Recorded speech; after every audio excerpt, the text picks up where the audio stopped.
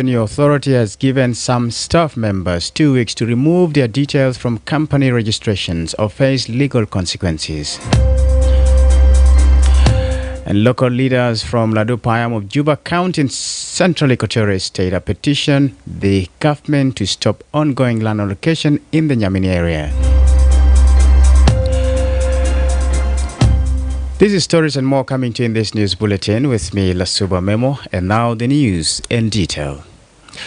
President Salva Kiir has called on the new leadership of the South Sudan judiciary to ensure the third-term arm of the government works independently while urging them to embark on comprehensive reforms to clear all delayed and pending cases.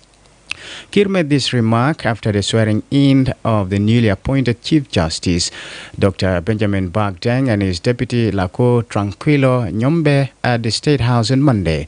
They succeeded Justice Chandrich Madud and Dr. John Gatwich Lul, who were dismissed last Tuesday.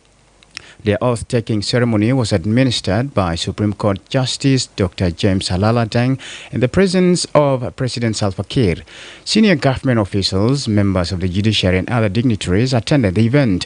Following the appointments, members of the public had urged the new Chief Justice and his deputy to accelerate reforms within the judicial system. Earlier this year, a report by the Judicial Reform Committee revealed that many South Sudanese have lost trust in the judiciary, citing interference by some executive officials. In his remark, Kiir described the judiciary as the foundation of justice and stability in any nation, adding that a credible legal system is central to peace and development. However, the head of state said he had learned about several concerns that have been brought to his attention, including the persistent delay in court proceedings, limited access to justice, and particularly in rural areas, and weak enforcement of court rulings. He stressed the need for the judiciary to operate independently and free from political interference. He also urged the need for moral and ethical training for judges, their timely payment of salaries, and strict measures to root out corruption within the legal system. Meanwhile, Chief Justice Dr. Bag expressed readiness to confront the challenges ahead, starting with the massive backlog of unresolved cases.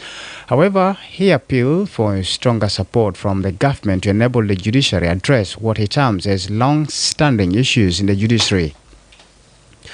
The head of the South Sudan Revenue Authority has given some staff members 2 weeks to remove their details from company registrations or face legal consequences.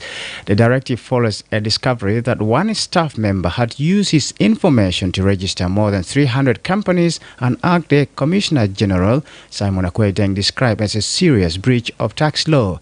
Mr. Akwei said employees found to have their details linked to registered companies after the 2-week deadline will face disciplinary action.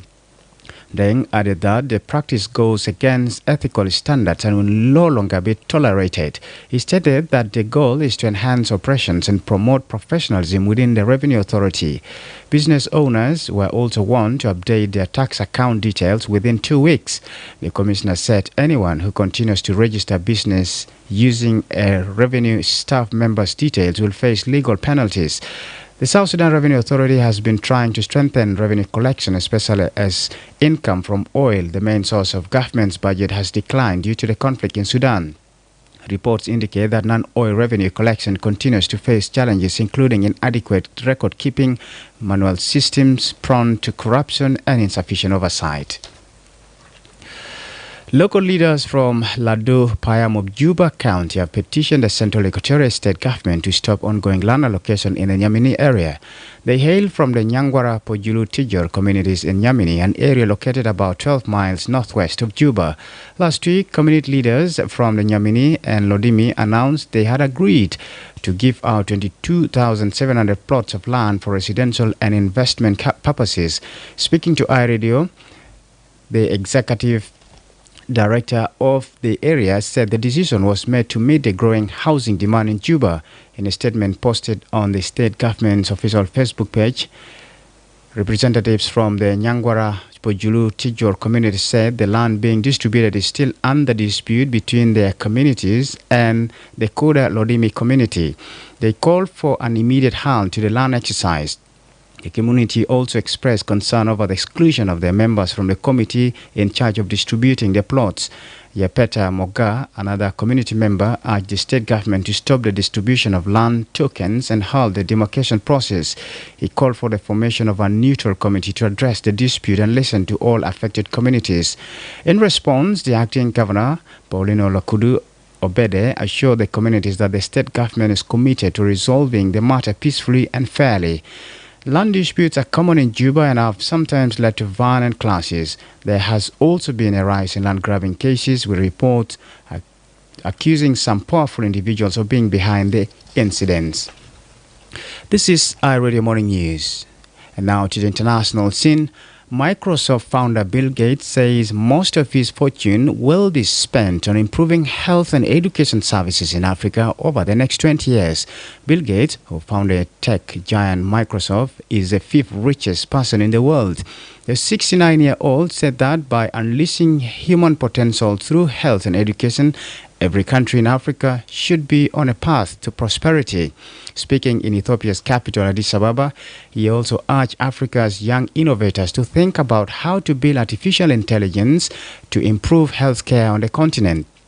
Gates announced last month that he would give away 99% of his vast fortune, which he expects to reach $200 billion by 2040, by when his foundation planned to end its operations. The UK has backed Morocco's plan for ending a territorial conflict in Western Sahara as part of a deal that will secure lucrative investment projects in the 2030 Men's Football World Cup. For decades, British governments have refused to take sides over what should control Western Sahara, which is considered a non-self-governing territory by the UN. But UK Foreign Secretary David Lammy has announced that the UK now supports a plan that would give Western Sahara autonomy but Morocco ultimate sovereignty. On a visit to Moroccan capital Rabat, Lammy said Morocco's autonomy proposal was the most credible, viable and pragmatic basis for a lasting solution of the dispute. This is iRadio Morning News, and to end this bulletin, here's a recap of the headlines.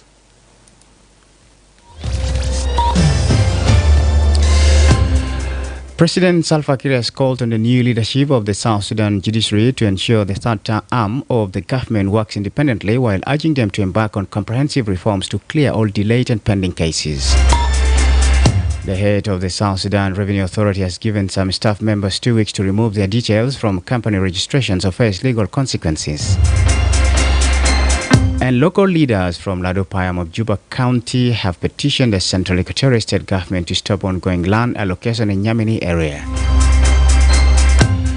That's the end of iRadio Morning News. If there is a story or an event you'd like iRadio to cover or report about, please send us a text message at +211 925 287 It's also a WhatsApp number. Follow us on X at iRadio Juba, like our Facebook page iRadio, subscribe to our YouTube channel at iRadio South Sudan. You can also visit our website and listen to us online at www.iradio.org. Stay tuned for news in Arabic at 8 o'clock. I'm Lasuba Memo. Thanks for listening.